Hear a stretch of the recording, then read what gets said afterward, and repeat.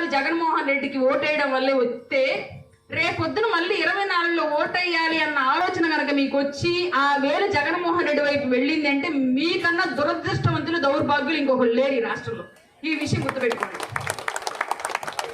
పిల్లలు fee reimbursement అన్నాడు. గతంలో ఏం జరిగేది, మీ అందరికి ఇళ్లలో చాలా మంది ఎడ్యుకేటెడ్ పిల్లలు ఉన్న ప్రతి తల్లిదండ్రులకి పర్సనల్ ఎక్స్పీరియన్స్. ఎందుకంటే నా ఫోన్ రోజు డీజే మోగుతుంది పిల్లల విషయంలో. ఎగ్జామ్స్ టైం అయిపోయి ప్రతి ఒక్కరు ఇంతకు ముందు గవర్నమెంట్ స్కూల్స్ వేసేది నేరుగా స్కాలర్షిప్ పేరుతోటి, ఫీజు రియంబర్స్మెంట్ పేరుతోటి. ఏదైనా సరే చిన్న స్థాయి నుంచి హైయర్ ఎడ్యుకేషన్ వరకు కూడా గవర్నమెంట్ నుంచి డైరెక్ట్ గా స్కూల్స్ కి కాలేజెస్ కి స్కాలర్షిప్ పడేది. ఎంత పడితే అంత మన దగ్గర నుంచి తగ్గి మిగిలింది మనతో కట్టించుకునేవాళ్ళు ఫీజులు. బట్ ఇవాళ ఏం జరిగింది అంటే జగన్మోహన్ రెడ్డి గారు వచ్చిన తర్వాత తల్లిదండ్రుల ఖాతాలకు నేను ఫీజు రియంబర్స్మెంట్ వేస్తా అన్నాడు. ఫీజు రియంబర్స్మెంట్ వేస్తానని ఫస్ట్ సంవత్సరం మాత్రమే సరిగ్గా వేశాడు.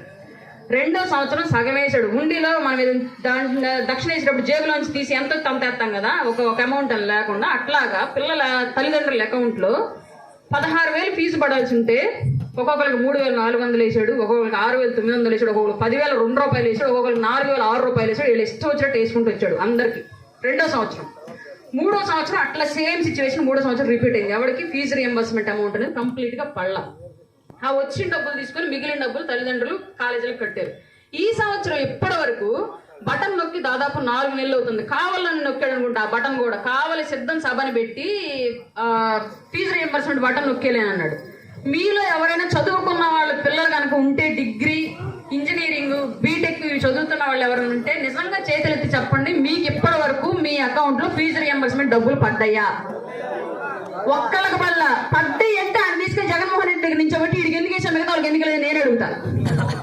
ఒక్కళ్ళకి ఇవాళకి పిల్లలకి కాలేజ్ యాజమాన్యాలు ఏం చేస్తాయి అంటే, మీరు రేపొద్దు మీకు డబ్బులు పడతాయో పడో మాకు తెలీదు, పడ్డా మాకు ఇస్తారో లేదో మాకు తెలీదు, ఎగ్జామ్ రాయనిస్తే మీ సర్టిఫికేట్ మీరు ఎలాగైనా తీసుకొని బయటికి వెళ్ళిపోతారు, కాబట్టి ఫీజు కట్టండి ఎగ్జామ్ రాయండి అని చెప్పేసి రూల్ పెట్టారు.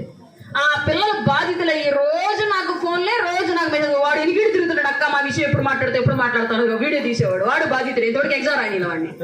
అట్లాంటి పరిస్థితి ఇవాళ రాష్ట్రం నెలకొని ఉంటే, గతంలో ఎలాంటి ఇబ్బంది లేకుండా చదువుకున్న పిల్లలు ఇలా అస్తవ్యస్తమై సగం మంది పిల్లలు స్కూల్ మా కాలేజీలు మానేసి పనులకు పోతున్నారు.